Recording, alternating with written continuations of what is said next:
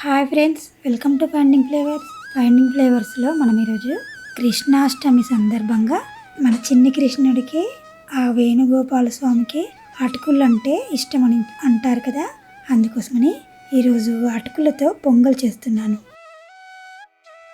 1 cup పెసరపప్పు తీసుకొని stove పైన కడాయి పెట్టి పెసరపప్పు వేసి వేయించుకోవాలి. ఇలా లైట్గా వేయించుకున్న తర్వాత ఇప్పుడు వేరే గిన్నెలోకి తీసుకొని 2-3 సార్లు కడిగి ఒక అరగంట పాటు నానబెట్టుకోవాలి. అరగంట అయిన తర్వాత స్టవ్ పైన కడాయి పెట్టి 1 చెంచా నెయ్యి వేసి 1 కప్పు అటుకులు వేయించుకుందాం. అటుకులు నెయ్యిలో వేయిస్తే పొంగల్ కమ్మగా ఉంటుంది. ఈ విధంగా వేగిన తర్వాత ఈ అటుకుల్ని వేరొక ప్లేట్లోకి తీసుకోవాలి.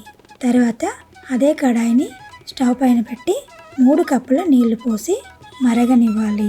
నీళ్లు మరుగుతున్నప్పుడు వేయించుకొని నానబెట్టుకున్న పెసరపప్పుని ఈ మరుగుతున్న నీళ్ళల్లో వేసి పప్పుని ఉడకనివ్వాలి.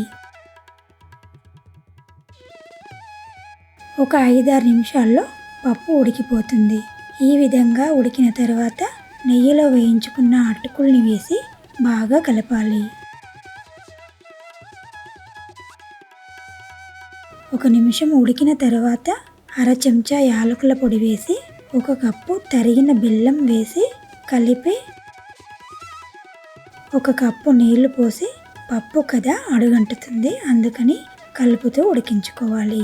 బెల్లం కరిగి ఇట్లా ఉడుకుతుండగా ఒకసారి కలిపి స్టవ్ చిన్నగా పెట్టి 1 కప్పు కాచి చల్లార్చిన పాలని పోసుకోవాలి. స్టవ్ చిన్నగానే పెట్టి పాలు పోసుకోవాలి, లేదంటే విరిగే ఛాన్స్ ఉంటుంది. 1/4 కప్పు వరకు చక్కెర వేయాలి.